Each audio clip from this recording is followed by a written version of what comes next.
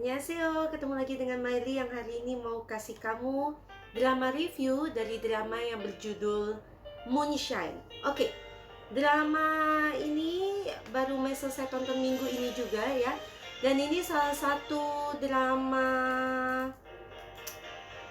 yang bertema zaman dahulu ya, jadi di zaman Joseon ini, Moonshine. Oke, drama ini diperankan oleh lead male yang sangat populer ya, Yoo Seung Ho, dan juga lead female Harry ya. Oke, drama Moonshine ini sudah selesai tayang dari bulan Februari yang kemarin. Oke, tidak terlalu lama kali ini ya. Saya berhasil mengejar. Oke, drama ini tayang di KBS 2 sebanyak 16 episode. Dan menurut Asian Wiki ya, drama ini mendapat rating 89. Wow, bagus banget ya ratingnya. Oke, drama ini sebenarnya genrenya romantic komedi, tapi tentunya ada konflik-konfliknya juga ya. Nah, jadi bersetting sekali lagi di zaman Joseon ketika ada pelarangan alkohol di zaman itu. Kamu kan tahu ya, kalau orang Korea itu salah satu penggemar alkohol lah, kita bisa bilang begitu ya. Orang Korea, orang Chinese juga sih ya, penggemar alkohol. Nah, jadi apa yang akan terjadi ketika alkohol itu dilarang pada saat itu ya? Jadi pelarangan ini berasal dari raja sebenarnya ya, dan dengan dalih supaya mereka bisa menyimpan biji-bijian ya, seperti beras, karena kebanyakan juga alkohol itu kan dibuat dari beras pada saat itu. Jadi menurut raja, beras sebaiknya disimpan aja, kenapa disia-siakan menjadi alkohol gitu, dia bilangnya begitu dalihnya gitu ya. Jadi intinya alkohol dilarang, dan Yoo Seung Ho di sini berperan sebagai Namyoung, dan dia adalah seorang orang desa ya, dibilang nih orang desa yang polos, yang pokoknya kalau kita bisa bilang bahasanya itu kampungan ya. Jadi Namyoung itu dibilang kampungan karena dia berasal dari desa, bukan dari ibu kota begitu. Dan akhirnya dia, kalau tidak salah, apakah ini yang pertama atau kesekian kali ya, pokoknya dia mencoba ujian negara ya, dan dia sebenarnya berada di posisi keempat di ujian negara itu ya. Jadi dia tidak mendapat, kalau misalnya posisi 1-3 itu sampai dikalungi penghargaannya oleh raja gitu, karena dia peringkat 4, sayang sekali ya, meleset 1 aja begitu rupanya ya. Jadi dia tidak mendapat penghargaan spesial gitu, dan dia juga tidak ditunjuk untuk bekerja di pemerintahan begitu ya. Nah, si Namyoung ini secara tidak sengaja menjadi peringkat keempat, tapi sebenarnya dia itu bisa mendapat peringkat 3 besar, tapi di sana ada sedikit ya, nepotisme ya. Jadi anaknya atau cucunya dari menteri-menteri itu, mereka lah yang mendapatkan posisi 1-3 begitu. Karena itu Namyoung tergeser ke posisi 4. Jadi sebenarnya dia bisa posisi 3 besar begitu. Tapi ketika mereka dijamu oleh raja, para pelajar ini yang memenangkan ujian negara ini ya, orang-orang ini.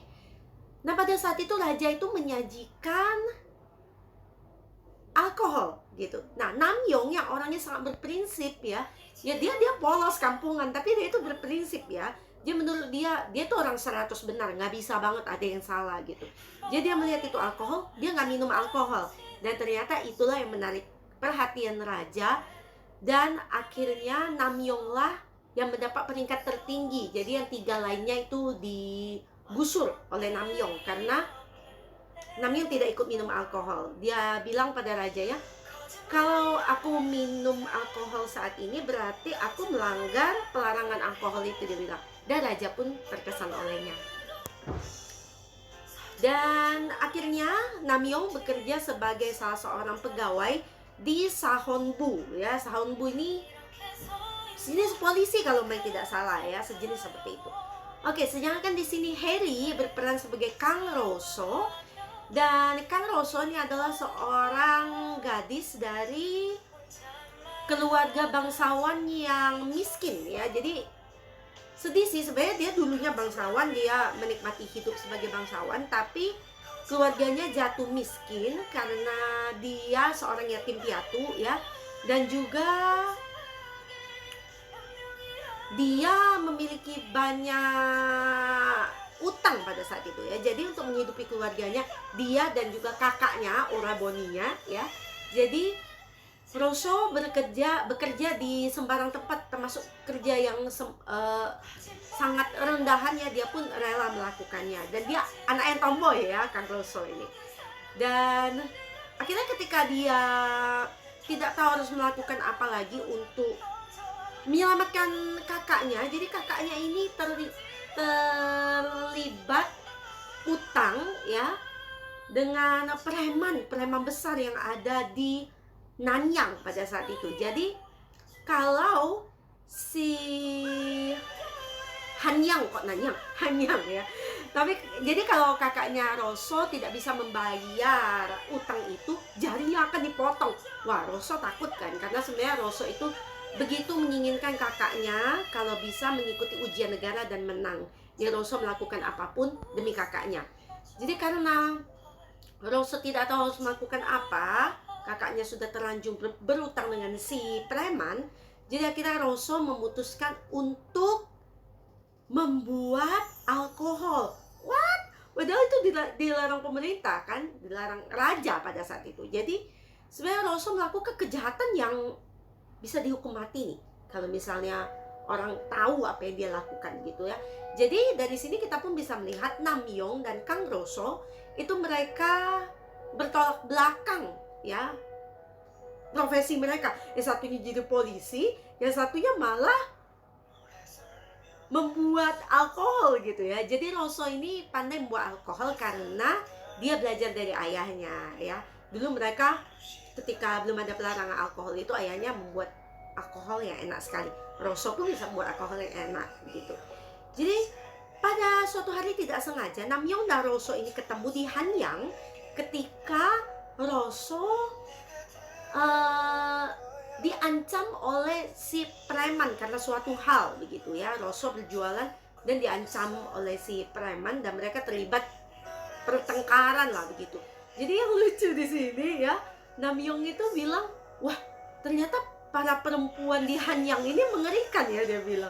Kok kasar-kasar ya perempuan Hanyang ini. Jadi memang orang kampung, mungkin kalau dia lihat perempuan di desa dia nggak begini mungkin gitu ya. Jadi lucu sih ya pada pertemuan pertama mereka. Tapi ternyata setelah itu mereka terus bertemu karena Namyong itu mengejar-ngejar para pembuat alkohol. Jadi meskipun sudah dilarang raja, sudah diberi hukuman, ya masih saja ada orang-orang yang mau melanggar pelarangan ini ya. Karena memang ya itulah yang saya bilang dari awal, kan mereka tradisinya sangat dekat dengan alkohol ya. Misalnya mereka menikah, mereka pakai alkohol, mereka sembahyang leluhur ya, mereka juga pakai alkohol. Ya mendadak kalau tidak bisa pakai alkohol ya bagaimana? Mereka tetap berusaha mencari orang yang membuat alkohol. Nah pada saat itulah Rosso tahu dia berpeluang untuk mendapatkan uang dengan berjualan alkohol gitu ya. Ya jadi awal ceritanya seperti itu, tapi tidak hanya seperti itu sebenarnya ceritanya ya. Mari kita lihat untuk peran ketiga di sini, Byeon Usok yang berperan sebagai Ipyo. Jadi Usok ini adalah putra mahkota ya, jadi dia anak raja begitu ya. Nah si Ipyo ini punya kecanduan alkohol. Nah jadi gimana? Kok putra mahkota kecanduan alkohol padahal rajanya melarang alkohol? Nah ini kan satu hal yang bertolak belakang sekali ya. Jadi pada suatu hari Ipyo sering kan para putra mahkota itu lari dari kerajaan begitu ya. Putri-putrinya juga kalau di nama-nama lain gitu kan. Ipyo juga lari dari istana untuk mencari alkohol. Dan ketika dia mau mencari alkohol, kebetulan si Rosso ada di bar yang menjual alkohol. Karena Rosso baru tahu ada bar itu ya menjual alkohol gitu.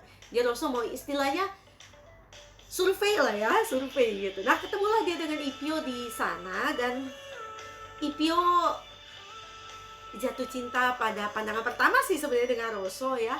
Karena setelah itu mereka juga bertemu lagi beberapa kali, dan Ipio ini menjadi salah satu customernya Rosso ketika Rosso sudah mulai berjualan alkohol. Waduh, kacau sekali. Ini pangeran macam apa ya? Jadi memang spoiler alert ya. Jadi Ipio itu memang jatuh cinta dengan Rosso ya, ketika sampai ke beberapa episode mendatang ya, Ipio itu sampai berjuang banyak sekali membantu Rosso dalam kesulitan-kesulitannya. Hingga saat terakhir loh, keren banget ya ini Putra Mahkota ini. Pada awalnya dia kelihatannya nggak berguna ya, tapi semakin lama dia berubah gitu. Karena siapa dia berubah? Nonton dramanya ya. Peran keempat di sini adalah Kang Mina yang berperan sebagai Han Ye-jin. Oh, Mina di sini cantik banget ya. Ma itu sebenarnya dari sudah lama banget Ma itu jadi fans dia ya. Tapi di drama ini dia kelihatan makin cantik ya. Ternyata cocok dia dengan pakaian kuno ya. Oke, Han Ye-jin ini adalah putri dari Menteri Perang. Jadi kamu tahu ya, Ye-jin jadi agak tomboy sih, tapi dia termasuk seorang yang tahu tata krama ya. Dia bisa menyeduh teh atau segala macamnya ya lah, seperti perempuan pada zaman Joseon itulah ya. Nggak seperti Rosso yang pure tomboy, dia nggak bisa menjahit, nggak bisa, pokoknya yang melakukan hal-hal lemah lembut seperti wanita itu Rosso nggak bisa. Ye-jin masih bisa gitu ya. Jadi Han Ye-jin secara tidak sengaja ketemu dengan Rosso di pasar. Dan pada saat itu Ye-jin ini tangannya cepat ya, dan dia itu punya habit mencuri. Sebenarnya itu karena dia iseng gitu, dia iseng aja. Jadi dia ketahuan oleh Rosso ketika dia mencuri jepitan rambut begitu. Jadi tapi Ye-jin pun tahu Rosso menjual alkohol gitu. Jadi mereka pada awalnya hubungan mereka simbiosis mutualisme, sampai akhirnya begini nih. Han Ye-jin ketemu dengan Ipio, dan secara tidak sengaja juga Ye-jin itu tahu kalau Ipio dan Rosso itu berteman gitu. Jadi Ye-jin berusaha, pada saat itu dia simbiosis mutualisme lah ya. Pokoknya dia membantu Rosso dengan harapan Rosso bisa membantu dia untuk mendekati Ipio, karena Ye-jin jatuh cinta dengan Ipio. Nah, itu pada saat ini semua orang tidak tahu ya kalau ternyata Ipio itu adalah putra mahkota.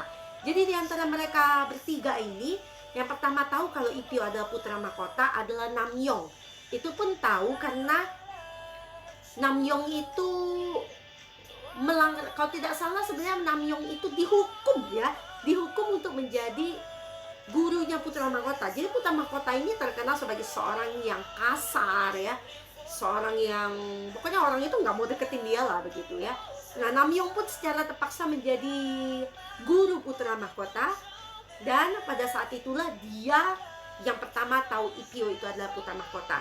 Dan setelah itu Rosso dan Ye-jin pun tahu. Ye-jin yang terakhir tahu ya. Jadi lucu banget ya. Jadi kisah cinta antara Ye-jin dan Ipio jadi menarik untuk disaksikan juga. Selain kisah cinta antara Namyong dan Rosso yang dari awal mati-matian bilangnya nggak saling suka. Ya bilang satunya kasar ya, pokoknya satunya bilang ini orang kampungan. Seperti itu kira-kira ya. Jadi dari kisah awalnya seperti itu ya, tapi ini ternyata semakin lama semakin besar kasus yang mereka hadapi di sini ya. Namyong terlibat dengan masa lalunya ya, yang ternyata masa lalunya Namyong ini ada hubungannya dengan ayahnya Rosso. Ayah Rosso ini dibunuh secara tidak adil begitu ya. Rosso pun tidak tahu kalau ayahnya itu kenapa mati, siapa yang membunuhnya. Jadi Rosso itu tidak tahu, dan Namyong lah orang yang tahu kenapa, bagaimana ayah Rosso dibunuh ya. Jadi Namyong adalah saksi matanya. Dan sebenarnya ayah Rosso ini adalah penjaga kanan dari mantan putra mahkota. Jadi sebenarnya Ipio itu bukan putra mahkota yang pertama ya. Jadi sebelumnya ada kakaknya yang menjadi putra mahkota yang pertama. tapi kakaknya itu dibunuh, diracun sampai mati begitu ya. Jadi Ipyo menjadi putra mahkota yang berikutnya gitu. Jadi Namyeong dan Roso itu punya masa lalu yang ternyata berhubungan gitu ya. Itu pun ada hubungannya dengan Ipyo yang ingin tahu kenapa kakaknya si putra mahkota yang lama itu mati ya, bagaimana dia mati diracun. Dan juga Yejin di sini yang berperan sebagai pembantu mereka gitu ya.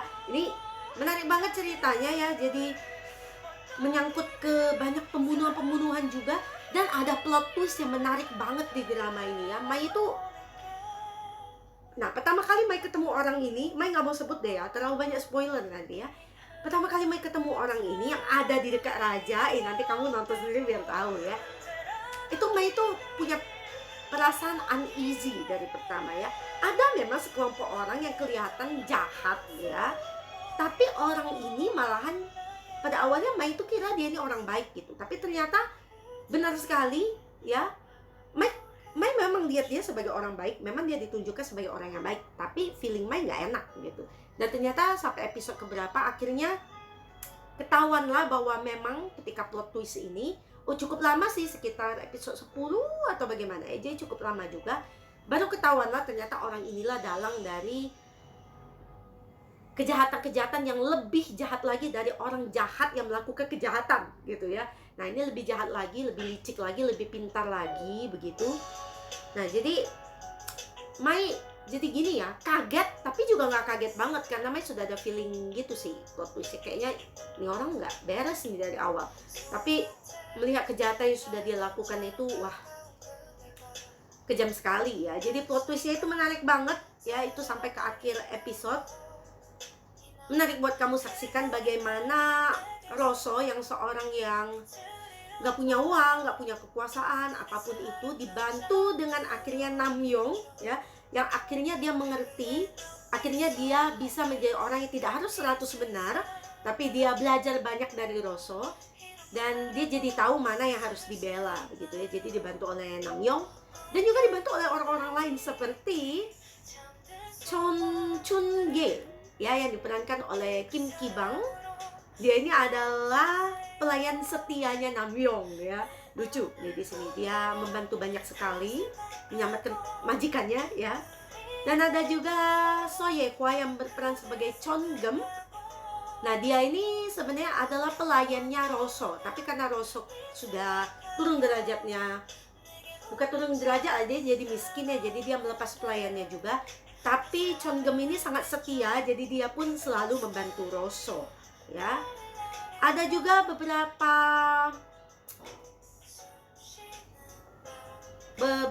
orang dari Sahonbu, Office of the Inspector General di sini ya.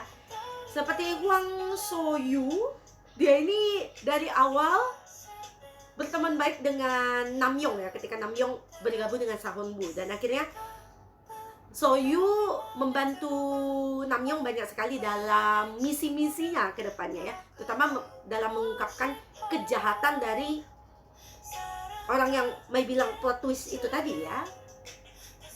Ada juga sekretaris kerajaan Lee Si-hem ya, dia ini selalu berada di samping raja, dan juga dia sejenis mentornya Namyeong pada awalnya ya, ketika Namyeong itu sudah mulai bekerja di Sahonbu. Jadi dia ini salah satu mentornya Namyeong juga lah ya. Nah ada juga satu pihak lainnya ya. Jadi dia adalah, di sini ditulisnya pasar jalan malam, night street ya. Nah Merchant Simhon ini dia adalah seorang pedagang pada saat itu ya, yang kaya raya. Nah dia ini ada hubungannya nanti dengan masa lalunya Namyeong, dan ada hubungannya ke depannya dengan kejahatan yang ingin mereka ungkap nih tentang alkohol. Jadi Simhon ini penjual, satu-satunya penjual alkohol di Hanyang pada saat itu, dengan memonopoli lah istilahnya ya.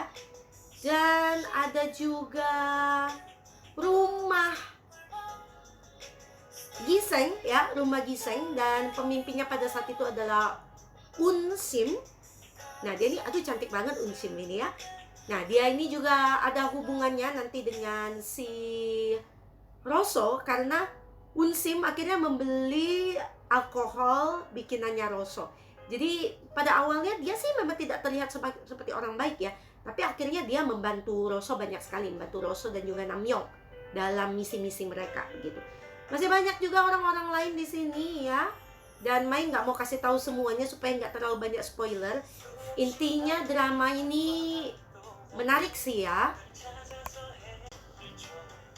Romantic komedinya dapat ya, dan juga misteri-misterinya, masa lalunya, dan juga plot twistnya yang sangat menarik nih di sini.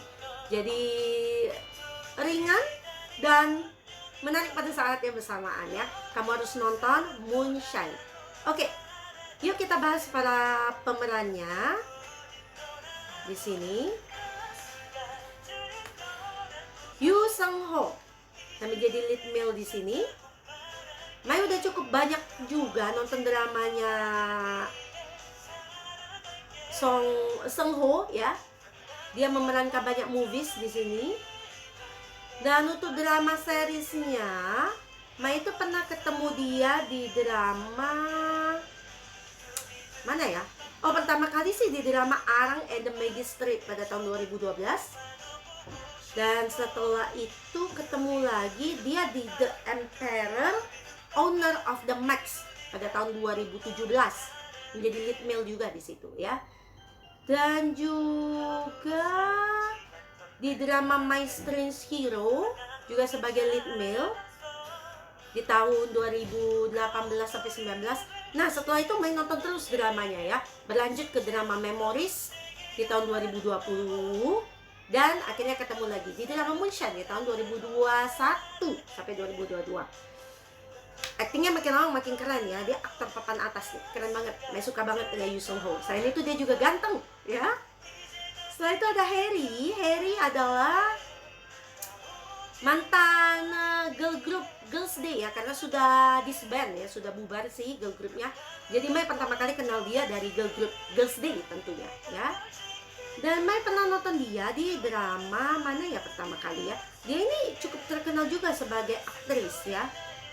Oke, Mai ketemu dia di drama Record of Youth, tapi ternyata cuma sebagai figuran di sana. Ketemu dia di My Roommate is a Gumiho di tahun 2021 sebagai lead female, dan habis itu lanjut ketemu dia di Moonshine di tahun berikutnya. Di tahunnya sama 2021 ya. Sudah mendapat banyak award juga dia di drama-drama sebelumnya ya. Jadi aktingnya ini tentunya tidak diragukan lagi, keren ya Harry. Next, Byeon Woo Seok, si Crown Prince di drama ini ya. Mai itu nggak asing sama dia. Mai itu pernah lihat dia di mana ya? Serius? Oh, pertama kali dia menjadi figuran di drama Moon Lovers Scarlet Heart Rio. Tapi itu cuma figuran di situ ya. Lama banget sudah ya. Terus dia menjadi figuran lagi di drama Weightlifting Fairy Kim Bok Joo. Sering menjadi figuran juga di drama yang Mai tonton nih berarti ya. Nah, setelah itu benar-benar ketemu dia di salah satu pemeran utama nih di drama Flower Crew Joseon Marriage Agency. Mai ingat banget ya di sini di tahun 2019 ya, salah satu peran utama. Setelah itu ketemu lagi dia di drama Record of Youth di tahun 2020. Ini agak banyak juga scene-nya dia ya. Kalau nggak salah dia second lead male. Mai agak lupa, kayaknya second lead male deh di sini ya. Dan setelah itu ketemu lagi di drama Moonshine di tahun 2021 tentunya. Juga second lead male di sini ya. Dan berikutnya dia ada upcoming drama series yang katanya tahun 2023 nih, berjudul Strong Girl Namsoon, to be announced katanya. Oke. Aktingnya makin lama makin keren dan dia juga ganteng ya. Jadi berkesan ya di ingatannya Mai. Satu lagi Kang Mina. Jadi dia adalah mantan dari girl group Gugudan. Karena itu Mai sudah kenal dia dari girl group Gugudan ya. Dan dia juga istilahnya bias Mai dari girl group gitu ya, karena dia cantik. Oke. Mai pertama kali lihat dia di drama Hotel de Luna. Dia cantik banget di Hotel de Luna ya. Itu kalau kamu nonton dia cukup banyak scene-nya di sana ya. Di tahun 2019. Setelah itu ketemu lagi dia di drama My Roommate is a Gumiho, ternyata sebagai figuran ya. Oh, berarti dia ketemu Harry di drama itu ya, figuran. Setelah itu ketemulah di drama Moonshine di tahun 2021 juga. Dan dia ada upcoming, ada drama series yang tahun ini ya ditayangkan, berjudul Minamdang. Oke. Mungkin kedepannya Mai akan lihat lagi drama-dramanya Mina juga, karena dia juga aktingnya juga semakin bagus dari hari ke hari ya. Oke, itu aja drama review singkat Maili buat drama Moonshine. Sekali lagi, kamu wajib nonton drama ini kalau kamu penggemar drama romcom yang bersetting di Joseon, era Joseon ya. Oke, kalau kamu suka dengan drama review Mai, jangan lupa kamu tinggalin love dan likes kamu di video Mai. Jangan lupa share link video Mai ke sesama penggemar K-drama, teman-teman kamu yang butuh rekomendasi K-drama apa yang perlu ditonton ya. Sampai di sini dulu, dan Mai nextnya akan nonton drama Ghost Doctor ya. Kita ketemu lagi di the next K-drama review by Miley. Annyeong.